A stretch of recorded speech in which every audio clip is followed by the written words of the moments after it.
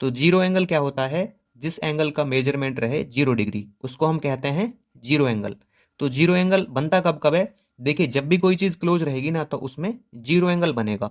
जैसे सीजर की बात करें तो एक क्लोज सीजर है, उसमें जीरो एंगल रहेगा। बुक की बात करें, क्लोज बुक है, उसमें जीरो एंगल रहेगा। और कंपास की बात करें तो कंपास अगर क्लोज है तो उसमें जीरो एंगल रहेगा। ये कुछ इस तरह से बनता है। ऐसे समझ सकते हैं कि एक एरो के ऊपर दूसरी एरो लगी हुई है, तो इसमें देखिए कोई भी गैप नहीं है, ठीक है ना, दोनों एरोज के बीच में, तो इसलिए ये रहेगा जीरो एंगल। बात करते हैं अगले एंगल की, ये है हमारा राइट एंगल।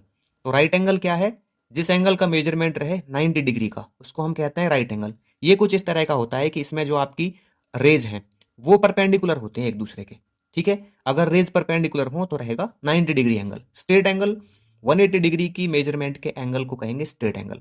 ये कब बनता है, जब दो रेज अपोजिट हो, अपोजिट डायरेक्शन में हो, उनको हम कहते हैं, इसमें रहेंगी वो स्ट्रेट एंगल में रहेंगी, ठीक है। तो ये कुछ इस तरह से बनता है आपका कंप्लीट एंगल। ये मेजरमेंट होता है 360 डिग्री का, ठीक है। तो ये कब बनता है, देखिए एक पॉइंट के अराउंड जब हम वन कंप्लीट रोटेशन करते हैं तो ये हमारा कंप्लीट एंगल होता है। तो इसको हम कुछ इस तरह से ले सकते हैं। अब बात करते हैं एक्यूट एंगल की। तो एक्यूट एंगल क्या होता है, जब किसी एंगल का मेजरमेंट रहे बिटवीन 0 डिग्री एंड 90 डिग्री, ठीक है। अगर वो एंगल 0 डिग्री और 90 डिग्री के बीच में हो तो कहते हैं एक्यूट एंगल, ठीक है। ये आप कुछ इस तरह से ले सकते हैं, जैसे मैं यहां पे इधर ले रहा हूं इसको, ठीक है।